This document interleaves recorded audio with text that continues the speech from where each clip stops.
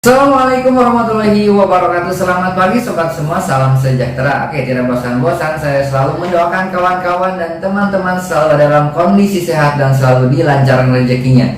Amin ya rabbal alamin. Oke, poin menarik ketika rapat koordinasi rapat kerja antara Kementerian Desa PDTT dengan DPD RI pada tanggal 13 November kemarin itu membahas mengenai revisi Undang-Undang Desa Nomor 6 Tahun 2014.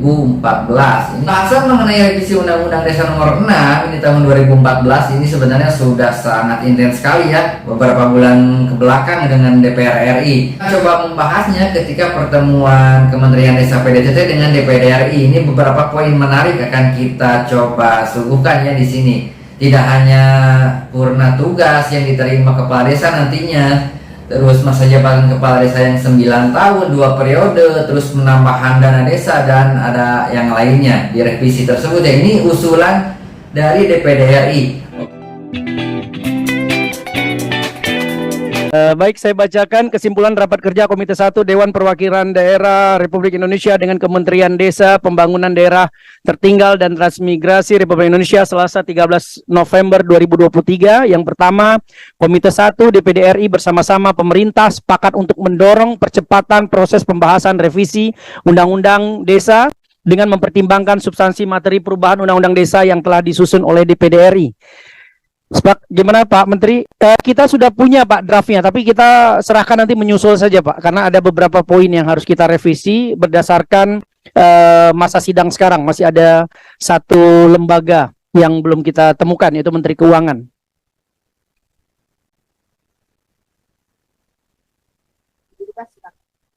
Saya ulangi, Komite 1 DPD RI bersama-sama pemerintah sepakat untuk mendorong percepatan proses pembahasan revisi Undang-Undang Desa dengan mempertimbangkan substansi materi perubahan Undang-Undang Desa yang telah disusun oleh DPD RI.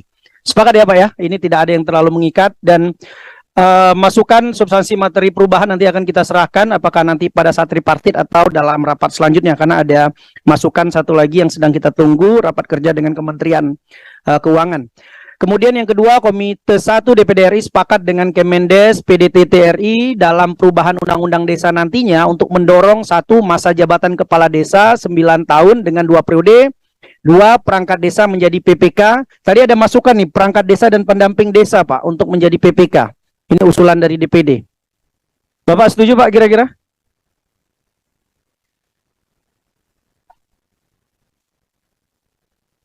Ya, betul.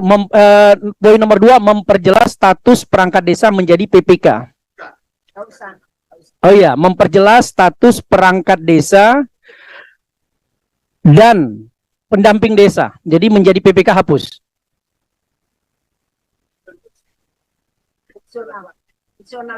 Jadi, oke, berarti itu outsourcing gitu Pak ya. Jadi pendamping desa nggak usah, atau ditulis saja memperjelas status perangkat desa dan pendamping desa, nggak usah, cukup perangkat desa saja, gitu ya Pak Philip ya, nanti perangkat desa.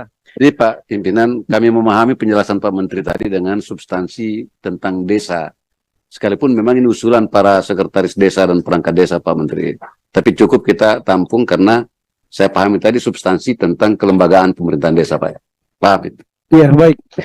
3. Peningkatan kesejahteraan kepala desa dan dana pensiun. 4. Mempertegas badan hukum BUMDes. 5. Menegaskan status desa adat. 6. Penyederhanaan pertanggungjawaban dana desa. 7. Adanya pengaturan khusus mengenai desa yang berada di wilayah tertinggal, terdepan, dan termiskin. Ada masukan Pak Menteri? Memperkuat badan hukum BUMDes. Oke, memperkuat peran BUMDes. Iya.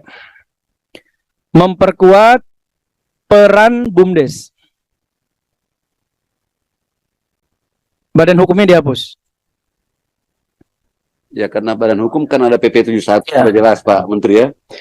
Sudah ya? Cuma implementasinya ya. Jelas ya Pak Menteri ya? Sepakat ya?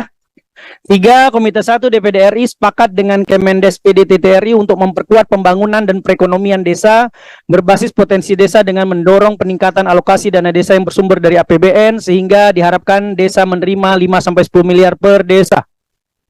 Itu perjuangan kita maksudnya. Harus disampaikan ini perjuangan Pak Menteri ya, tolong disampaikan di 34 provinsi yang diamini oleh DPD RI. Atau sebaliknya, perjuangan DPD yang diamini oleh Pak Menteri. Setuju ya Pak Menteri ya?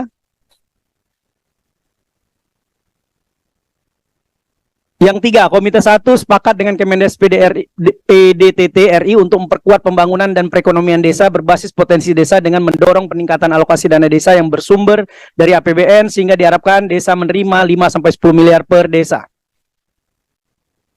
Jelas ya Pak Menteri? Oke, baik.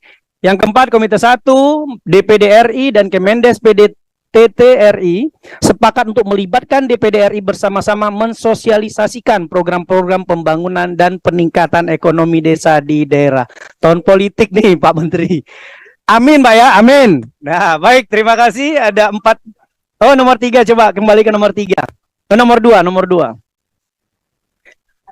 Dana pensiun, itu usulan di draft saja nanti Pak. Dana Purna Bakti, baik. Dana Purna Bakti. Baik, sepakat ya Pak Menteri ya. Baik, ada 4 kesepakatan yang kita setujui bersama dengan Pak Menteri. Terima kasih atas kehadiran Pak Menteri yang hadir pada saat ini. Kita berikan aplaus yang terakhir ya. Saya tutup.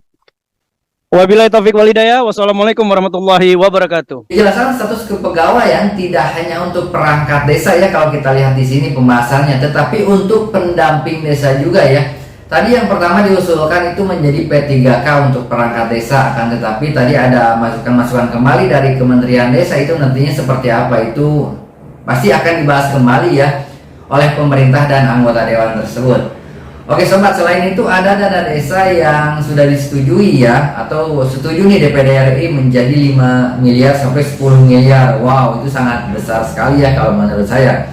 Karena kalau kita lihat itu uang besar dari APBN ke masyarakat yang melalui desa itu sangat dibutuhkan sekali manajerial ataupun akuntabilitas yang sangat tinggi ya secara profesional seperti apa pengelolaannya. Harus diperhatikan seperti apa pengelolaannya ataupun keilmuannya nanti di pengelolaan di pemerintah desa ya, terutama kepala desa dan perangkat desa itu sendiri itu harus diperhatikan pengelolaannya seperti apa, apakah ada pelatihan ataupun kesejahteraannya itu harus juga diperhatikan. Poin menariknya juga di sini ada purna tugas ya bagi kepala desa, karena tadi kalau kita lihat dibanding-bandingkan ya kepala desa itu presiden, misalkan anggota dewan, gubernur, bupati itu ada purna tugasnya, tapi kenapa kepala desa tidak ada? Nah di sini diusulkan adanya purna tugas. Nanti setelah selesai melaksanakan tugas mendapatkan tunjangan dari pemerintah. Demikian informasinya, jaga selalu kekompakan, jaga persatuan antara perangkat desa, pemerintah desa, dan kelembagaan yang ada di desa ya. Jangan lupa selalu semangat menjalani aktivitas, jaga pola makan, istirahat yang cukup, olahraga yang teratur bila perlu ya. Oke, wassalamualaikum warahmatullahi wabarakatuh.